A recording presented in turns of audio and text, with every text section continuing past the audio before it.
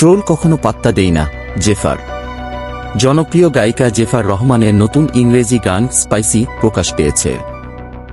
গানটিতে নার্গিস আক্তারের গাওয়া শোনা বন্ধু তুই আমারে গানের 2 লাইন ব্যবহার করা হয়েছে। এই অংশ নিয়ে সোশ্যাল মিডিয়ায় সমালোচিত হচ্ছেন জেফার।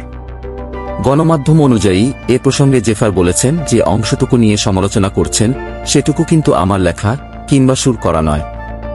লিরিকটা কিন্তু ফুয়াদ ভাইও লেখেন নাই। 2006 সালে সেই গানটি ফুয়াদ ভাই কানিজ সুবর্ণাকে নিয়ে প্রথম করেন। সেই রেফারেন্সটাই 2024 সালে আমার ইংরেজি গানে আনা হয়েছে। অনেকে বুঝতে পারছেন, অনেকে আবার বুঝছেন না।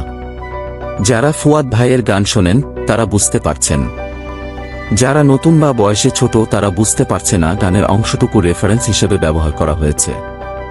এছাড়া সেই সময়ে আমাদের দেশে ইন্টারনেট এত সহজলভ্য ছিল না বিধায় তখন এত কথা হয়নি। এখন মানুষের বলার সুযোগ বেড়েছে। ট্রোল হওয়া নিয়ে গায়িকার ভাষ্য, একদমই না। ট্রোল কখনো পাত্তা দেই না। আমার যোগ্যতা সম্পর্কে আমি জানি।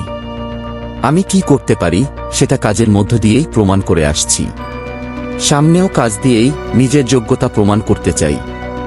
তাই সমালোচনা নিয়ে আমি কখনো ভাবি না। তবে আমার জায়গায় অন্য কেউ হলে হয়তো এই ট্রোল নিয়ে নড়ে চড়ে যেত। আমাকে এইসব ভাবায় না। আমার চেহারা যেহেতু পরিচিত তাই সমালোচনাটা আমার ঘাড়ে পড়ছে।